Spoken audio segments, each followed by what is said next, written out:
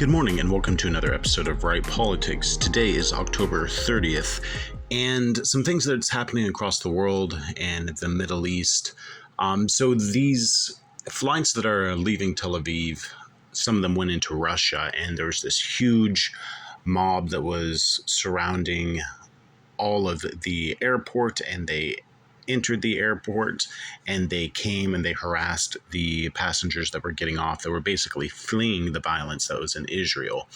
And it's very, very disheartening to see that, especially in a country like Russia, because Russia is a country that, invaded Ukraine illegally, and we've been fighting a proxy war with ever since 2 years ago.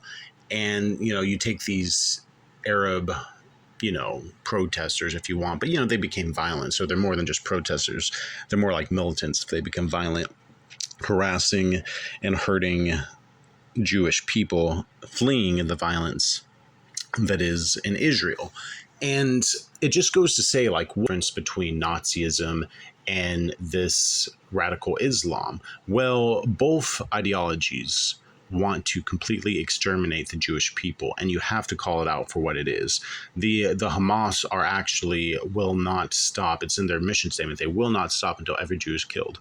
So you get these people who say they're pro-Palestinian. Well, guess who's the Palestinian government is? It's Hamas right now. So you think that people are very far off from Hitler and the Nazis and the regime that they created for themselves, when the entire Islamic world is actually backing this crazy radical terror group, Hamas, that are committing the same war crimes on a lower level, of course, against the Jewish people.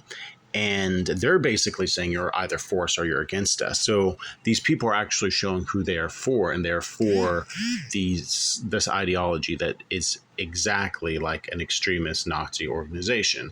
It's in the Middle East, and anyone who says they support these Palestinians or the government is basically the same thing as Nazi sympathizers, because there's no difference between the two.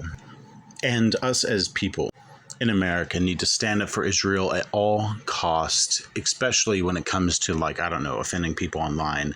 Don't worry about offending people. Just post what you believe on Israel, and people will wake up, because it's dire times, and you have to be standing for your rights, and you have to stand for their rights as an independent country. And you also have to stand for what we believe in, which is democracy in America. So let me know what you think in the comments, and be sure to like and subscribe for future updates. And I hope to see you on another episode of Right Politics.